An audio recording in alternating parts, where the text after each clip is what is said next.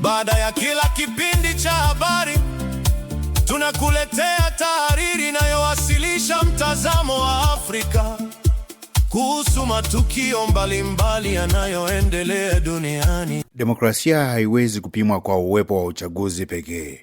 Hupimwa pia kwa uwezo wa wananchi kukosoa serikali zao, kuunda vyama vya siasa na viongozi wa upinzani kufanya shughuli zao bila hofu ya kukamatwa, kufungwa au kunyanyaswa.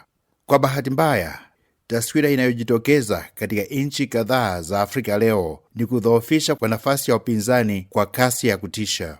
Nchini Uganda, kiongozi mkongwe wa upinzani Dr. Kizza Besigye anaendelea kushikiliwa katika mazingira ambayo yamezua wasiwasi mkubwa. Kwa miaka mingi amekuwa akikabiliwa na kukamatwa mara kwa mara kwa sababu ya msimamo wake dhidi ya serikali. Leo sauti yake imezuiwa kwa njia ya vifungo na kesi za muda mrefu. Nchini Tanzania, mwenyekiti wa Chadema Tundu Lissu naye anakabiliwa na kifungo huku kesi yake ikiendelea. Lissu ambaye tayari alinusurika jaribio la kuuawa mwaka 2017 na baadaye kuishi uhamishoni ni mfano mwingine wa mwanasiasa wa upinzani anayekabiliwa na mazingira magumu ya kisiasa.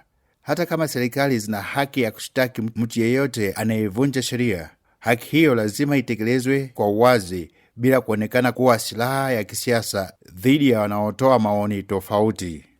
Sudani Kusini nayo haiko nyuma. Makamu wa kwanza wa rais Riek Machar, ambaye pia ni kiongozi muhimu wa kisiasa, amewekwa chini ya vizuizi vinavyozua hofu juu ya utekelezaji wa makubaliano ya amani. Rwanda, taifa linalosifiwa kwa maendeleo yake ya kiuchumi na usafi wa utawala, nalo linaendelea kukosolewa kutokana na namna linavyowashughulikia wapinzani. Victoire Ingabire, mmoja wa sauti maarufu za upinzani, ameendelea kukumbwa na vikwazo vya kisheria na kufungwa mara kadhaa.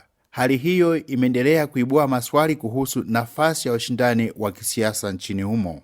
Nchini Chad, mwanasiasa Sukse Masra, ambaye ni mmoja wa viongozi wakuu wa upinzani, amekamatwa na kufungwa kufuatia mvutano wa kisiasa baada ya uchaguzi. Guinea-Bissau nayo imeingia katika orodha hii ya kutia wasiwasi. Domingos Simões Pereira, aliyewahi kuwa waziri mkuu na ambaye ni mmoja wa viongozi mashuhuri wa upinzani, amekabiliwa na hatua za kijeshi na kushikiliwa kwa amri ya jeshi.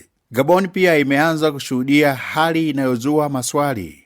Alain Claude Billy Bainze, aliyekuwa waziri mkuu na sasa ni mmoja wa viongozi wa upinzani, amekamatwa na kufungwa. Mifano hii kutoka Afrika Mashariki hadi Afrika ya Kati na Magharibi inaonyesha mwenendo unaofanana. Pale ambapo kila anayekosoa serikali hujikuta mahakamani au gerezani, demokrasia huanza kupotea maana yake. Ni muhimu pia kukumbuka kuwa barani Afrika tumeshuhudia mara nyingi viongozi wengi waliowahi kuwa wapinzani baadaye waliongoza mataifa yao kupitia uchaguzi. Rais wa Botswana Duma Boko, ambaye kwa miaka mingi alikuwa kiongozi wa upinzani, alishinda uchaguzi wa mwaka 2024 na kuingia madarakani kupitia sanduku la kura. Vivyo hivyo, nchini Kenya, Rais William Ruto aliwahi kuwa sehemu ya upinzani katika vipindi mbalimbali vya maisha yake ya kisiasa kabla ya kufikia uraisi mwaka 2022. Nelson Mandela, Hakainde Hichilema na Bisaru Dumaye Faye ni baadhi ya mifano inaonyesha kuwa upinzani si uhalifu bali ni sehemu ya mchakato wa kidemokrasia. Kuwafunga wapinzani hakumalizi hoja zao, mara nyingi kunazifanya ziwe na nguvu zaidi.